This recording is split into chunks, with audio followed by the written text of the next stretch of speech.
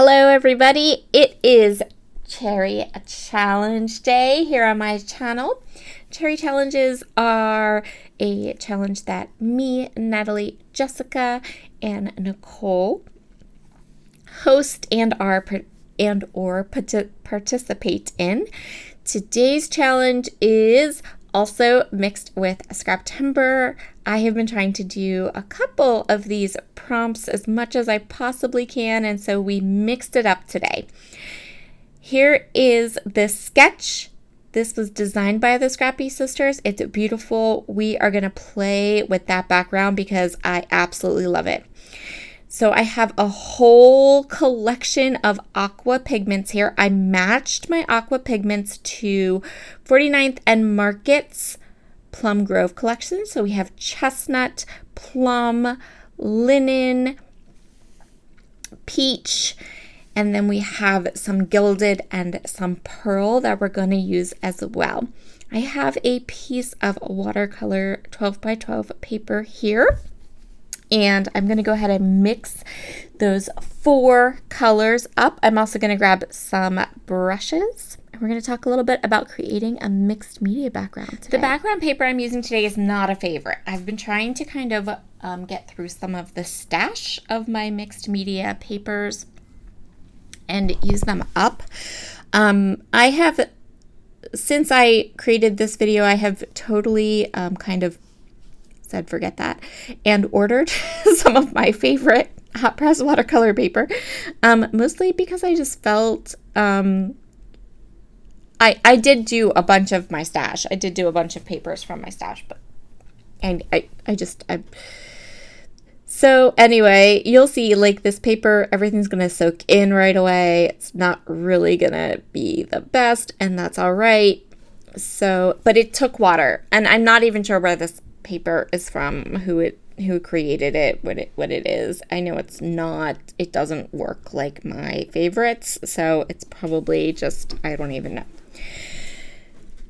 I loved that little background that was on the sketch. I loved all those watercolors, or all those splotches, and so I'm kind of freehanding them from the sketch. I am adding lots of water. I'm going to start with the chestnut.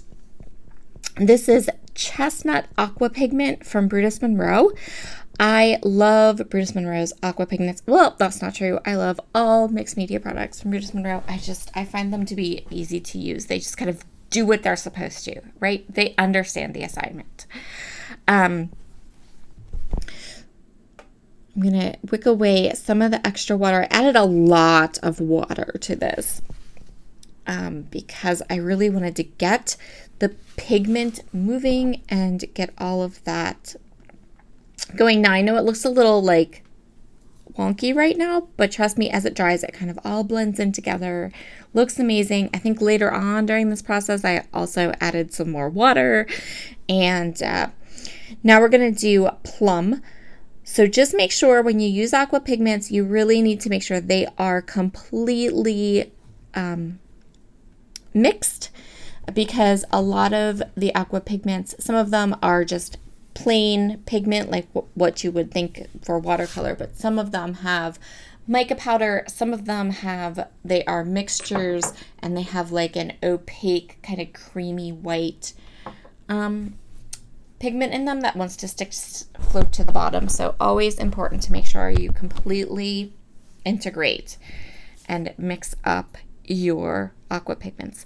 The one I'm using now is plum. Again, just getting the pigment onto the little blob. So I paint the little blob, get the pigment onto the little blob, let the watercolors go outside the lines. It doesn't have to be perfect. Add lots of water, get everything kind of really moving, doing its thing. You can drop in some more pigment if you want.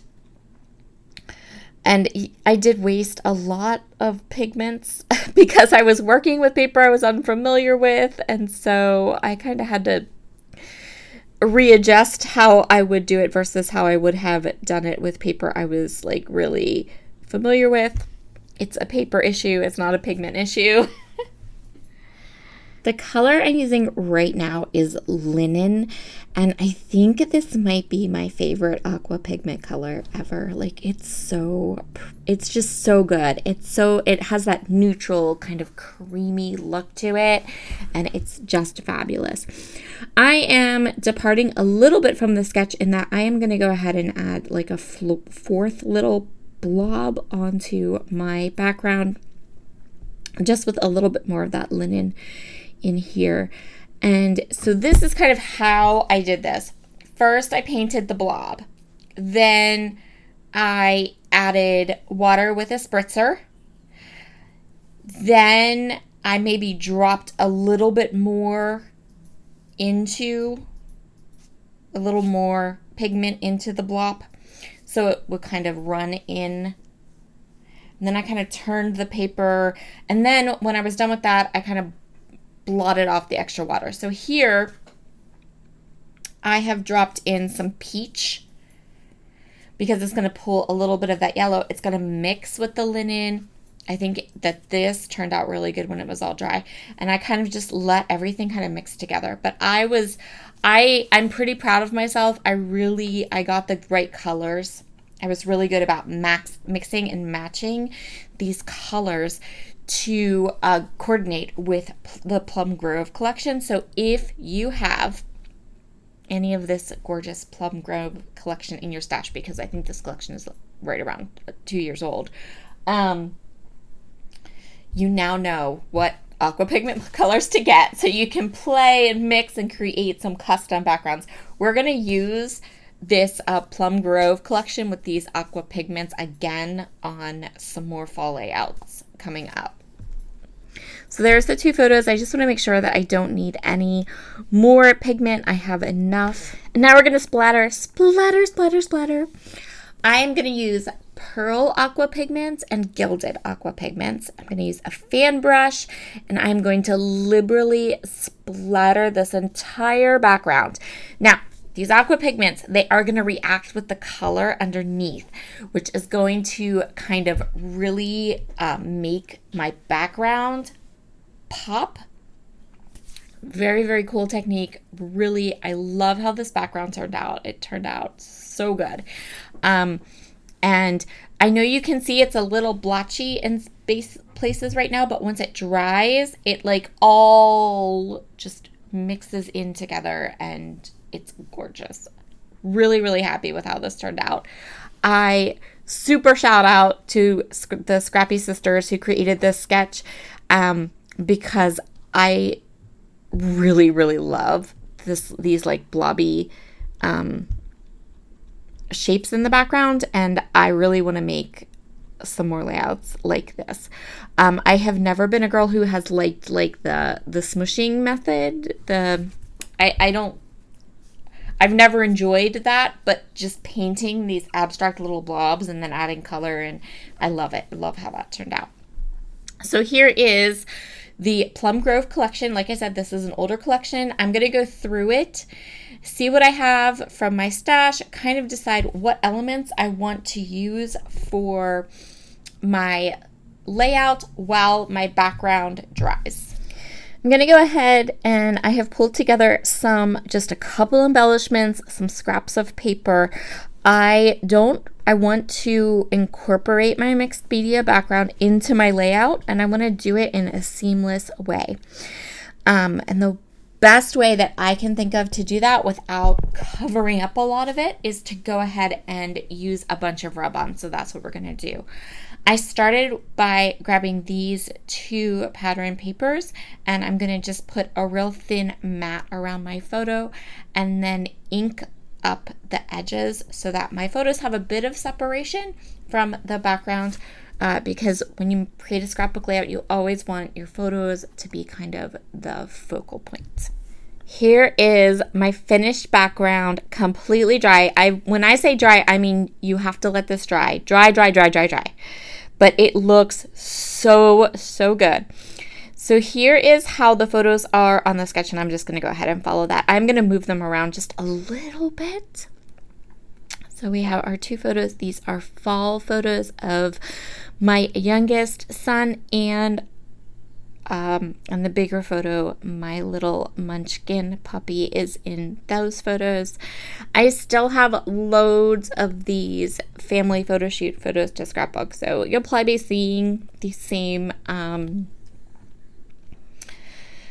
pictures and from this photo shoot. Also, FYI, when we got these pictures taken, I literally coordinated our outfits to match the Plum Grove collection. So when I kind of revisited these photos and revisited how much of this older collection I had in my stash, I was like, oh yeah, we're doing this. We're doing it. So I got my photos into place. I want to do minimal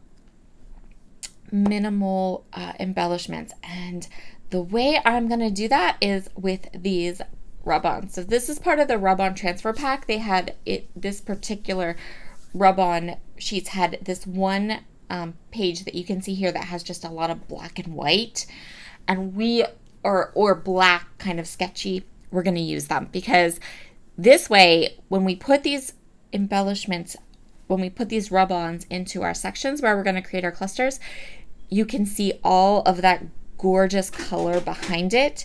So it's enhancing the color. I love it. I love how this looks. It looks so good. Creating this layout just completely reminded me how much I love a good mixed media background and how much I love to just kind of play with products and paint on my backgrounds and all that kind of fun stuff. I pulled out this huge stash of wax seals. I'm going to pick out 2 to go in some of the corners. These wax seals are just going to add a lot of texture and interest, something different to the layout. For a title, I have already gone ahead and kind of chosen a couple more rub-ons. Again, I don't want to cover up the background. I want it to be photos, background. Okay, now we kind of have to look a little bit for some of the other embellishments. That's kind of my plan here. So I am finding just some really nice small laser cut elements, some rub-ons, and then the wax seals to just add and accent the photos and background. Keeping it layered, but also paying attention to the little details. You know, I am all about the little details. So things like nestling those little butterflies in across the top, adding just a couple of flowers and different elements to kind of keep the embellishments simple and easy and breezy, but still like delicate and beautiful. I cannot tell you how much I love how this layout turned out. You know how the other week I posted videos, this is the worst layout ever. Well, this might be one of my best. Absolutely. And it's all about that background, those gorgeous aqua pigments, and just having a good play and enjoying painting and creating those blobs. Huge shout out to the Scrappy Sisters for their Scrap Timber prompt list for creating this sketch that I am working from today. Be sure to head down into the description box for links to Natalie, Jessica, and Nicole's layouts. Not Natalie, Jessica and Nicole's layouts. Natalie isn't able to participate with us today, but she's amazing, so I'm going to link her channel anyway. And you'll also find the links to all of those gorgeous aqua pigments that I used. So if you need these aqua pigments for your